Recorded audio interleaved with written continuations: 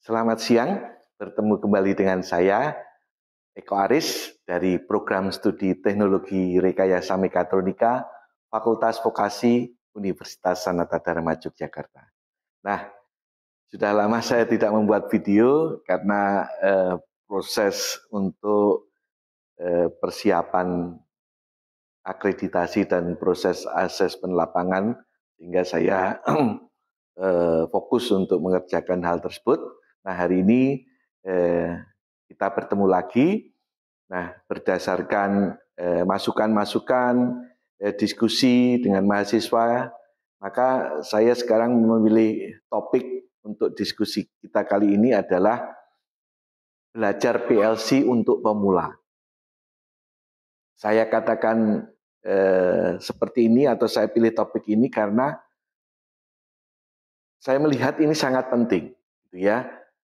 Konsep dasar dari PLC ini sangat penting.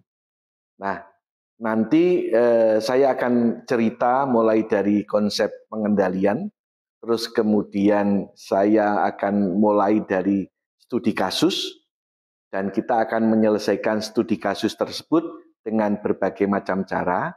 Harapannya teman-teman paham sungguh kalau nantinya teman-teman akan memanfaatkan PLC untuk pengendalian sistem-sistem yang ada di industri. Tentunya kita akan memilih kasus yang sederhana supaya mempermudah pemahaman kita. Nah, ini sangat cocok sekali bagi teman-teman yang mungkin belum pernah mengenal tentang PLC. Akan lebih baik kalau teman-teman sudah mengenal pengendalian berbasis relay. Ya, itu tentunya akan sangat membantu karena nanti strategi penjelasan saya adalah mulai menyelesaikan studi kasus tadi dengan kendali berbasis relay. Kemudian bagaimana kendali berbasis relay di sini atau kasus yang sama di sini diselesaikan dengan menggunakan kendali berbasis PLC. Nah, harapannya dengan adanya benang merah tadi, penyelesaian dengan menggunakan relay dan PLC, teman-teman jadi paham pengendalian berbasis PLC itu bagaimana caranya kita nanti memprogram, memanfaatkan gitu ya, wiring dan sebagainya. Oke, mari kita mulai dari konsep sistem kendali. Nah, kalau kita bicara tentang konsep kendali, secara sederhana saja, di dalam sistem pengendalian itu pasti ada input, terus ada kontrol atau kendalinya, kemudian ada outputnya. Yang kami pelajari di program studi mekatronika, ya, itu untuk input itu kita fokus untuk tombol dan sensor, ya. Sedangkan kendali kita membagi dua, kendali berbasis relay dan kendali berbasis PLC. Sedangkan output kita belajar output elektrik, bisa saja nanti lampu, indikator atau motor listrik, elektroneumatik dan elektrohidrolik. Terus kemudian untuk pengendalian menggunakan relay dan PLC, kita belajar tentang logika dan juga sekuensial. Ya. Nah, ini nanti yang akan menjadi dasar bagaimana peran PLC, peran relay di dalam sistem kendali kita. Ya, sistem pengendalian untuk sistem mekatronik kita. Jadi nanti relay dan PLC ini otaknya, ya, yang nanti akan mengendalikan, dia akan mendeteksi apakah ada inputan atau tidak, kemudian berdasarkan logika atau program yang ditanamkan di dalam sistem pengendali kita untuk memutuskan outputnya harus bagaimana. Ya, nah kemudian untuk kendali berbasis relay ataupun PLC, kita mengenal cara pemrogramannya, itu namanya adalah diagram skematik atau skematik diagram atau dikenal juga dengan diagram ladder. Ya, jadi nanti relay itu nanti kita pengendalian dengan menggunakan relay, nanti kita membuat programnya itu dengan menggunakan diagram ladder atau skematik diagram. Demikian pula PLC, kita juga menggunakan program yang sama, yaitu diagram ladder atau yang kalau di relay tadi disebutnya skematik diagram. Nah, di sini ingin menunjukkan bahwa kalau teman-teman sudah belajar tentang pengendalian menggunakan relay, akan lebih mudah teman-teman untuk belajar pengendalian menggunakan PLC karena secara program sama, ya. Nah, di samping diagram skematik, kita juga memerlukan diagram pengawatan atau wiring diagram. Terutama saat nanti di PLC, kita harus wiring input dan wiring output. Sedangkan programnya nanti baik relay maupun PLC menggunakan tadi diagram ladder atau skematik diagram tadi. Nah, nanti program dengan menggunakan relay itu nanti akan menggunakan kabel. Ya, jadi programnya, logikanya itu nanti menggunakan kabel, sedangkan PLC nanti menggunakan software. Maka kalau relay kita mengenalnya dengan hardwire control, ya. Kalau PLC soft wire control, ya. Jadi ini menggunakan kabel, ini menggunakan program. Ya.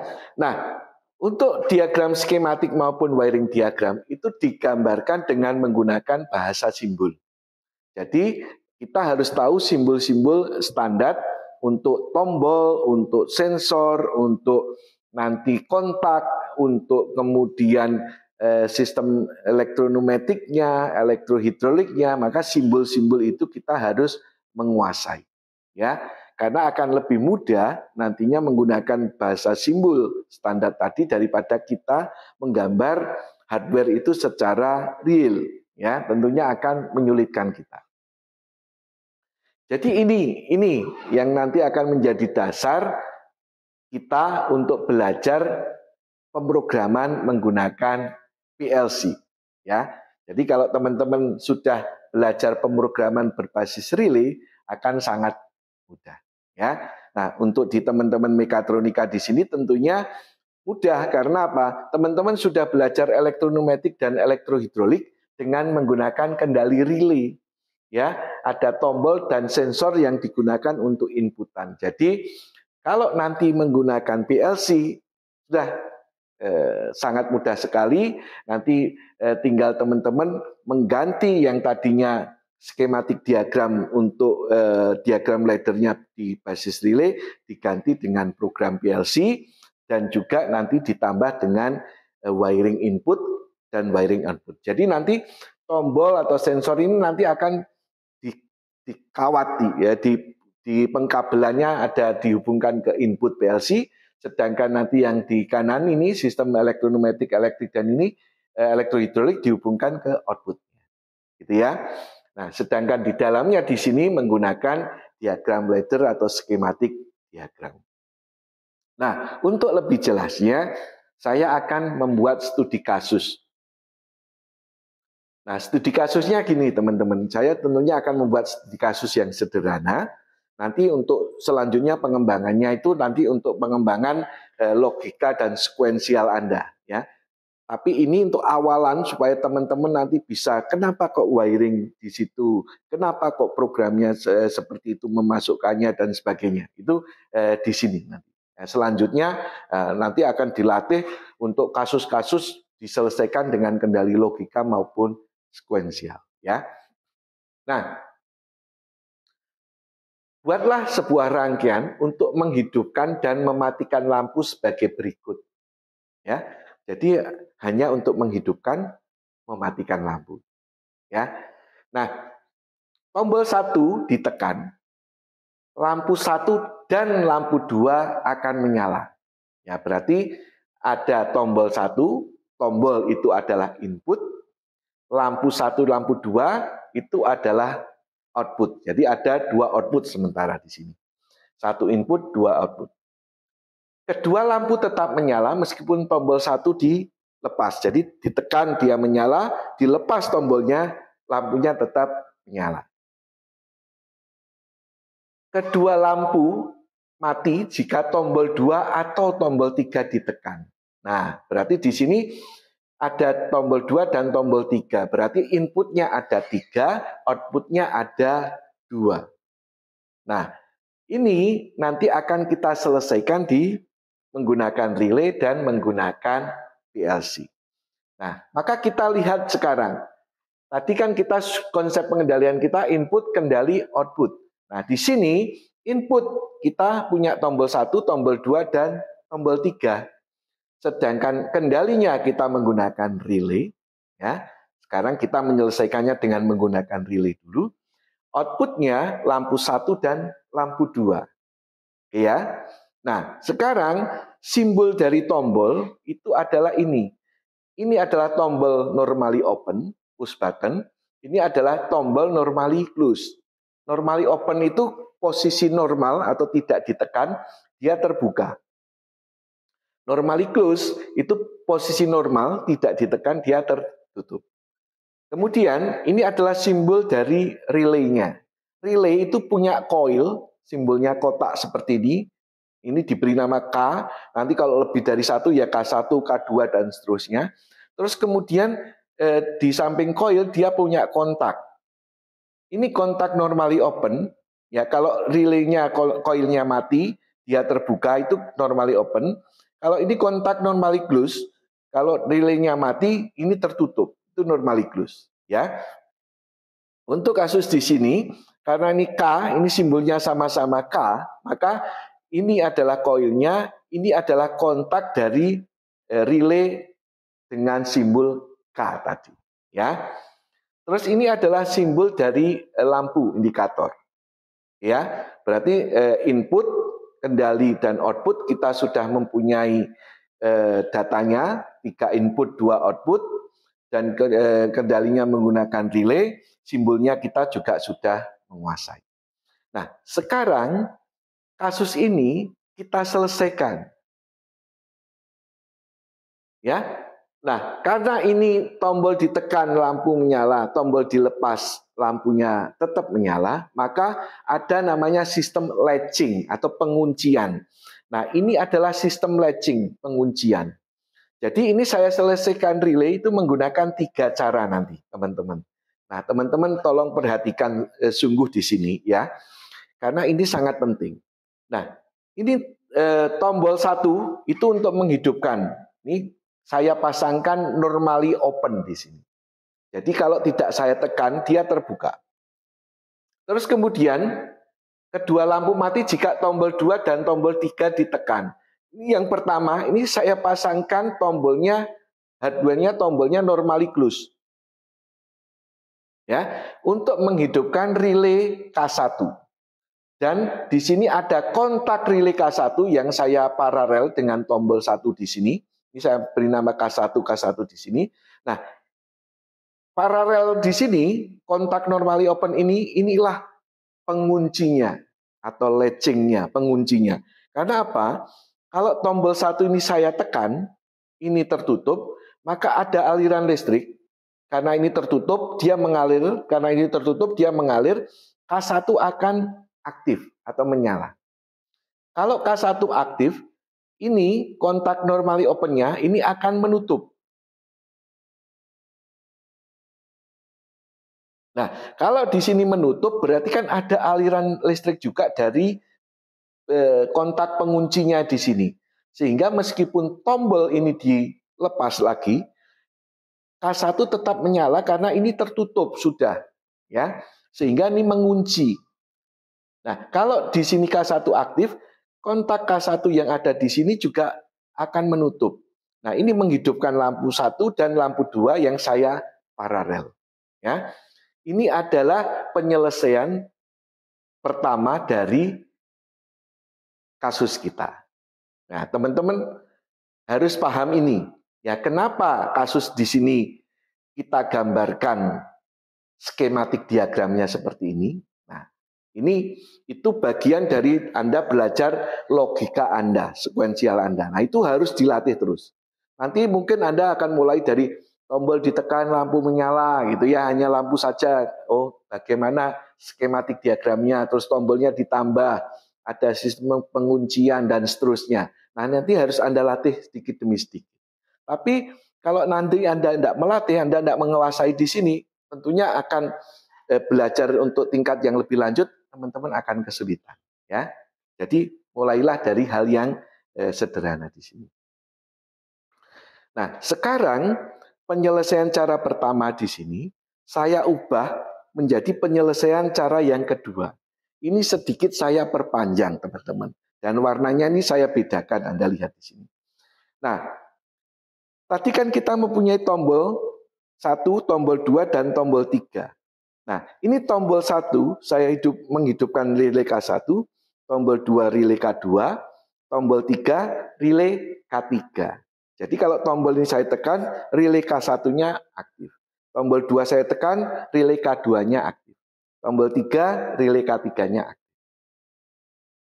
Kemudian, apa yang saya gambarkan di sini, ini saya gambarkan ulang, tetapi karena tadi tombol langsung dimasukkan di dalam bagian yang ada di tengah di sini, yang ada di sini, tapi sekarang tombol 1 itu kan menyalakan K1.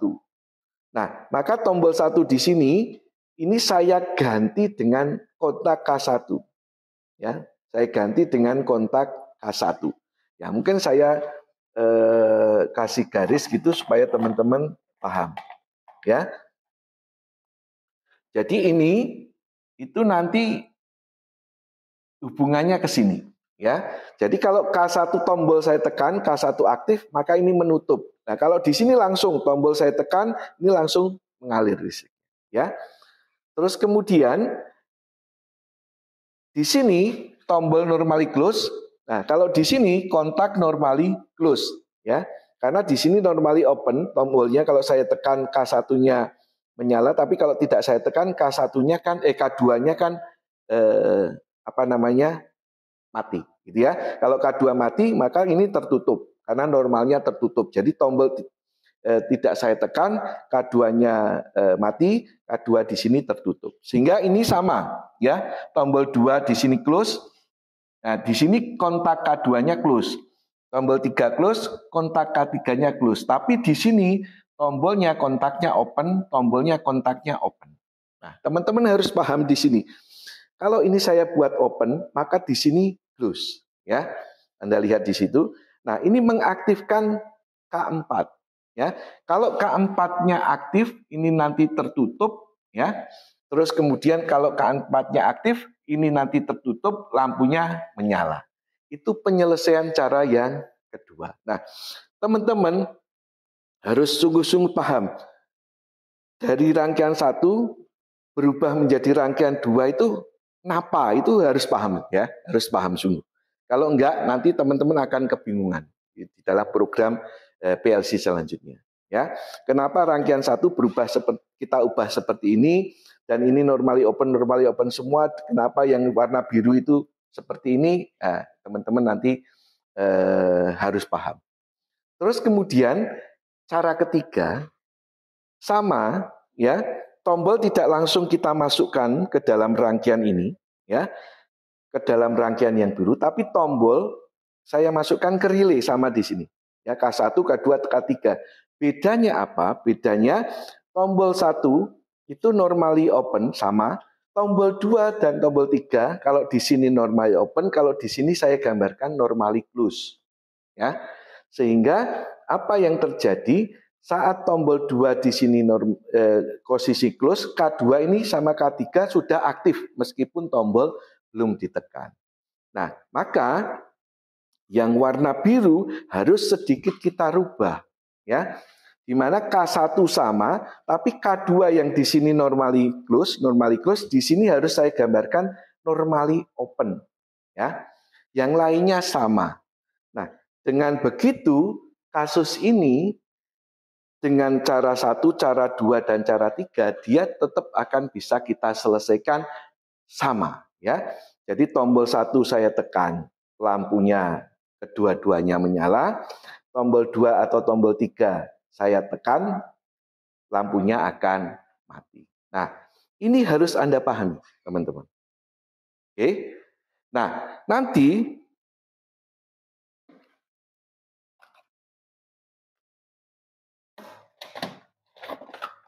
Ini kira-kira adalah hardware-nya, ya. Jadi ini adalah yang dinamakan dengan relay. Jadi relay nanti ada coil-nya, ya, ada coil-nya, ada kontaknya, ya. Sama di sini ada coil-nya, ada kontaknya. Ini adalah relay, ya.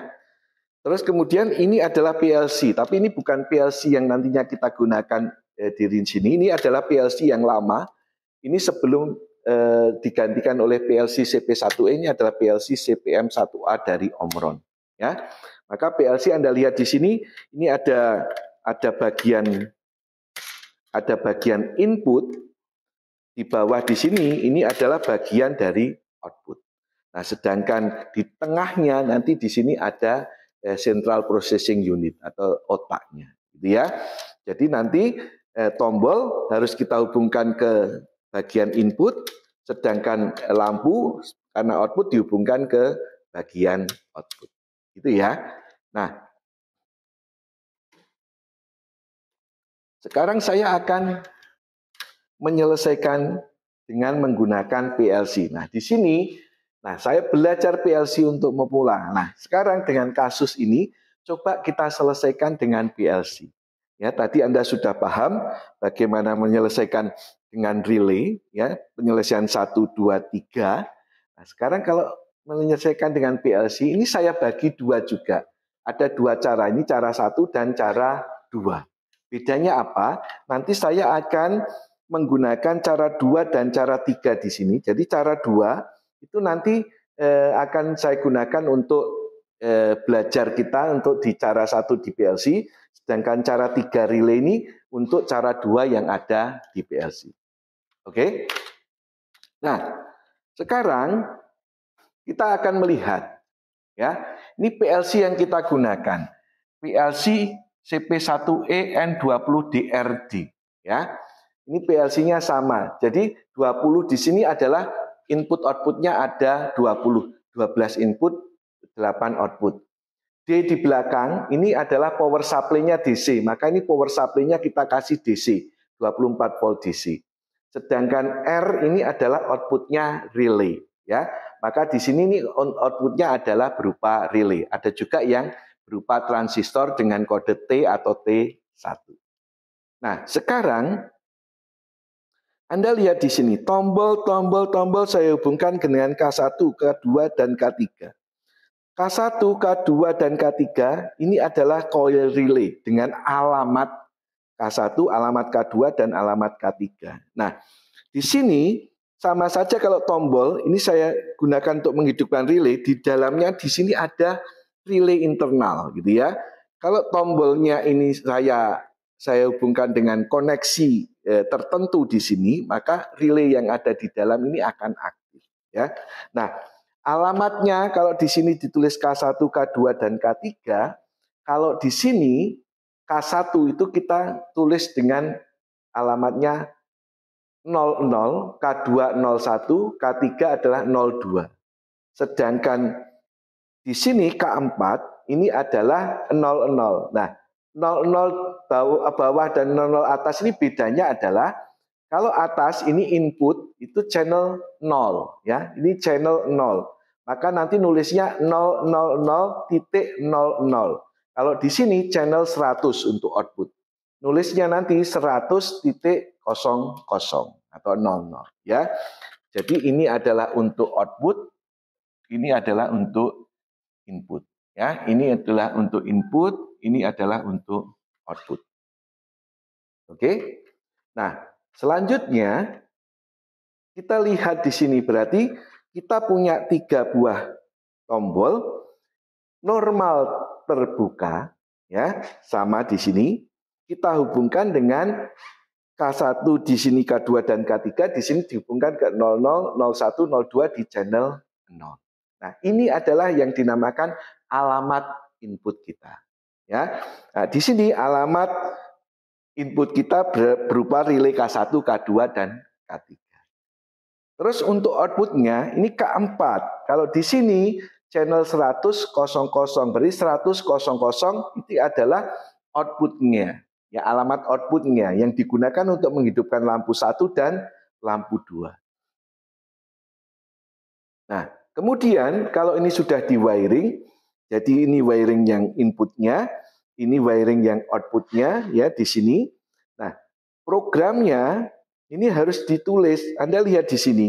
Kalau kontak normali terbuka ditulisnya seperti ini programnya leader. Kontrak normali tertutup ditulisnya seperti ini, seperti ini. Koilnya ya kita gambarkan sama atau biasanya kurung gitu seperti itu ya. Nah, terus kemudian ini adalah latchingnya di alamat 100.00. Nah, sekarang kalau di sini K1. Tadi kan K1 itu tombol 1 dihubungkan dengan channel 000. Maka di sini alamatnya adalah 0.00. Artinya ini adalah alamat input yang dihubungkan ke tombol 1. Sedangkan tombol 2 dan tombol 3 ini adalah 01 dan 02. Ya. Terus kemudian K4 ini adalah 100.00. Ini K4 100.00. Nah, programnya di sini sekarang digambarkan seperti ini. Anda lihat programnya sama di sini ya. Hanya ini saya gambar berdiri, ini saya gambar tidur ya. Di sini K1, K2, K3, di sini 00, 01, 02 ya. Terus 100.00 K4 ini 100.00 ya. Nah, ini cara yang kedua saat tombolnya kita hubungkan normal terbuka.